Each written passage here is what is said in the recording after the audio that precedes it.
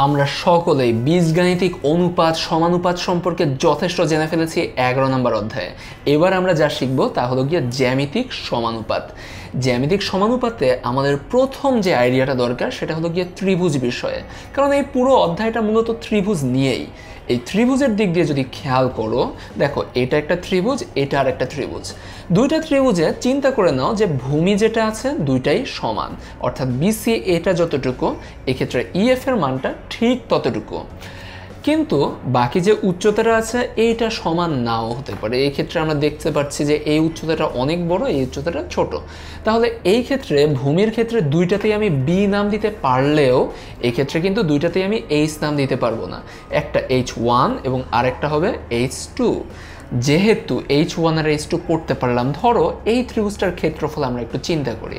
এই ত্রিভুজের ক্ষেত্রফল আমরা জানি হাফ ইন্টু ভূমি ইন্টু উচ্চতা, ভূমি তো বি ইন্টু উচ্চতা H1। আবার এই ত্রিভুজ ডিএফ এর ভিতরে আমরা পাচ্ছি হাফ ইন্টু ভূমি ইন্টু উচ্চতা H2। তাহলে এখন যদি আমাকে বলা হয় যে ত্রিভুজ এবিসি আর ত্রিভুজ ডিএফ এর মধ্যে একটা সম্পর্ক তৈরি করতে, ক্ষেত্রফলওয়ালা সম্পর্ক, তাহলে দেখো তো ত্রিভুজ এবিসি ডিভাইড বাই ত্রিভুজ ডিইএফ, এটার ভিতরে যখন আমরা অনুপাতটা করছি উপরে এখানে পাচ্ছি হাফ ইন্টু বি H1, আবার নিচে পাচ্ছি half B H2। Half half কাটা, বি বি কাটা, যা থাকে H1 ডিভাইড বাই H2। তাহলে আমরা একটা সম্পর্ক মোটামুটি তৈরি করতে পেরেছি। দেখো যখন কিনা দুইটা ত্রিভুজের ভেতরে ভূমিটা সমান থাকে, তাদের ক্ষেত্রফল দুইটার অনুপাত তা হয় এদের উচ্চতার অনুপাতের সমান। একই সম্পর্ক আমরা আরও এক জায়গায় দেখতে পাই। ধরো এই যে এই ত্রিভুজ এবিসি আর ত্রিভুজ ডিএফ, দুইটার ক্ষেত্রেই উচ্চতাটা ধরে নাও সমান। কোনটা অসমান? এই যে ভূমি যেটা আছে এইটা অসমান।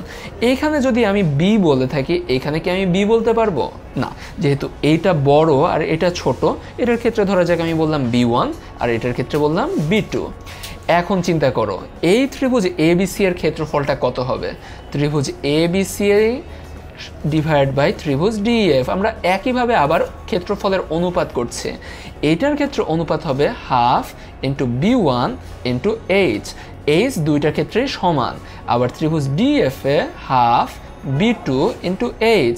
আমরা যদি কেটে দেই হাফ হাফ কাটা, এইচ এইচ কাটা, যা থাকে তাহলে গিয়ে B1 ডিভাইড বাই B2। তাহলে দেখলে কি দুইটা জিনিস। নাম্বার 1, যখন কিনা দুইটা ত্রিভুজের ভূমি দুইটা সমান থাকে তখন ক্ষেত্রফলের অনুপাত হয় ওই দুইটা ত্রিভুজের উচ্চতার অনুপাতের সমান। আবার যখন কিনা উচ্চতা দুইটা সমান থাকে ওই দুইটা ত্রিভুজের ক্ষেত্রফলের অনুপাত হয় ভূমি দুইটার অনুপাতের সমান। এখন তোমাদের জন্য আছে আমার একটা কুইজ। দেখো প্রশ্নটা হলো গিয়ে ত্রিভুজ এ বিই একটা বড় সড়ো ত্রিভুজ, তার ভেতরে আর একটা ডি অংশ আছে। এখন এই যে ডি অংশটা ত্রিভুজ এডি আর ত্রিভুজ বিডি তৈরি করেছে। তোমার কাজ হলো গিয়ে এই ত্রিভুজ এডি আর ত্রিভুজ বিডি দুইটা ত্রিভুজের ক্ষেত্রফলের অনুপাতটা চিন্তা করো ভিডিওটি পজ করে। আচ্ছা এখন দেখো তো ত্রিভুজ এডিতে উচ্চতাটা কেমন হতে পারে। যদি তুমি এইভাবে লম্ব টানো একটা, উচ্চতাটা এমন হবে। আবার যদি চিন্তা করো ত্রিভুজ বিডিএ, এইটার উচ্চতাটা কত হবে? এইটার উচ্চতাটাও আসলে এইখান থেকে ইএফ এর সমানই হবে, এর চাইতে বড় কিছু হবে না। অর্থাৎ উভয় ক্ষেত্রে ত্রিভুজ এডি আর ত্রিভুজ বিডি উভয় ক্ষেত্রে উচ্চতাটা সমান থাকে।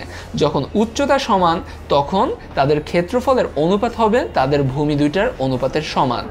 অর্থাৎ ত্রিভুজ এডি এর ভূমি যেটা আমরা জানি যে এডি, এবং ত্রিভুজ বিডি এর যে ভূমিটা সেটা সমানও আমরা জানি যে বিডি। অর্থাৎ ত্রিভুজ এডি ডিভাইড বাই ত্রিভুজ বিডি সমান এডি ডিভাইড বাই বিডি।